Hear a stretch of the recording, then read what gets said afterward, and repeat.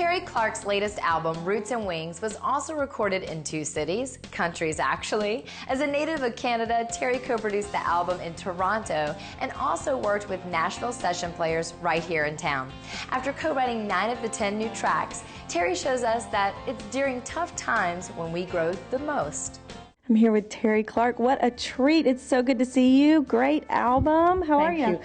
I'm great. Thank you. Thanks for doing the interview and talking about it. You've been really, really busy, and now you produced this album, Roots and Wings, and the title of the album is not a single on the song or even a song. Tell me a little bit about how you came up with that. You know, the title Roots and Wings is indicative sort of staying grounded yet taking flight and being free. And part of that freedom for me was sort of walking away from the major label establishment here in Nashville and going out on my own independently in the U.S. And it's given me a lot of creative freedom. And I've also sort of, you know, stayed tethered to my roots in Canada and gone back up there and focused a little bit more on my mainstream career in Canada. And you know, I still have great radio success up there and do a lot of touring on both sides of the border. So, you know, it's afforded me to just be able to make the music I want to make, the way I want to make it, and record all the songs that I'm writing, which is, as a singer-songwriter, that's, you know, obviously the best case scenario. So, you know, I'm able to spread my wings and fly and also, you know, be true to my roots at the same time. I love it. I love it. And so you hear that a lot with artists when they, you know, a major label, there's just so many different inputs and so many different opinions and so many different people working to help you guys that when you get a chance to sort of just fly and do your own thing for a while, it's refreshing. I think there's a fine line between overthinking and not thinking enough. You know, I think you have to be thoughtful about the material you're recording. And, you know, the best song always wins, but there's a point at which, you know, if it feels good, just record it. And if you like it, if it means something.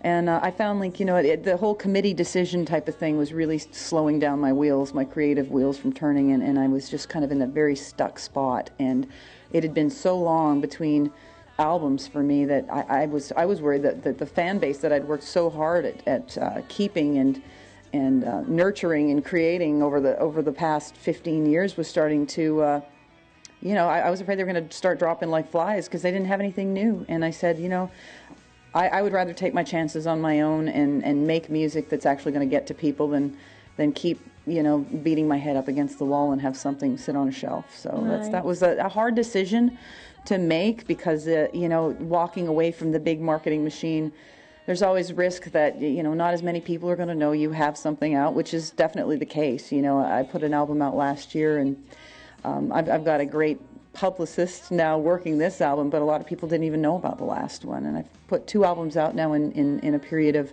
18 months, whereas before I was going 3 years in between. So I'm making more music. I'm a northern girl, wild and free. I got 4 strong winds to carry me.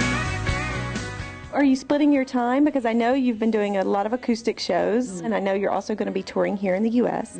Are you splitting your time living, or? Yes, you know, I live in Nashville, and I spend most of my summers in Canada. You know, it's a little cooler there. My family's up there. I've got my grandmother on my dad's side, and my dad, and old friends I've known for 30 years that I went to junior high and high school with out west that now have relocated, and we have a really great time, and I've taken up bass fishing, and I love being in a boat. It's just, I really love it up there, so I do split my time. And as far as touring goes, I still do mostly the big full band production headline. You know, I do a lot of hockey rinks and, you know, the civic centers and places like that in Canada. And here, I've started doing this unplugged concept where it's just me, and I have like 4 or 5 guitars on stage, and I grab a different one for each song, and it's a 2-hour storytelling, connecting, wonderful, wonderful experience for me. And, you know, I feel like my fans are getting something they haven't seen before, so it keeps it fresh on both sides for them and for me. And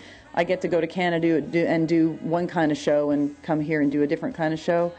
And they're starting to sell out and turning into something that's going to be a really fun experience, and we're going to go out and do some more in February and March. So if people go to my website, they'll be able to see where we're going to be.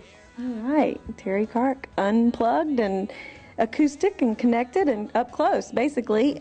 So make sure you get the album, Roots and Wings, and we'll see you again. Thank you. Terri is considered the only successful female hat act in country music and has won the fan-voted Canadian Country Music Association's Entertainer of the Year award 8 times, more than Shania Twain or Katie Lang. Plus, she's nominated again for this year's program. Again, that new album in stores this week is Roots and Wings. It's time for us to spread our wings with a quick little break. We'll be right back with more Inside Music Row. Hi, I'm Jet Williams, and I'm coming up next on Inside Music Row. Hi, I'm Jimmy White, and I've got an iPad I want to give away. If you want to enter to win, you can only do it at InsideMusicRow.com. It's got my new video, Forever and a Day, and my entire album, 2 Cities. So enter to win at InsideMusicRow.com.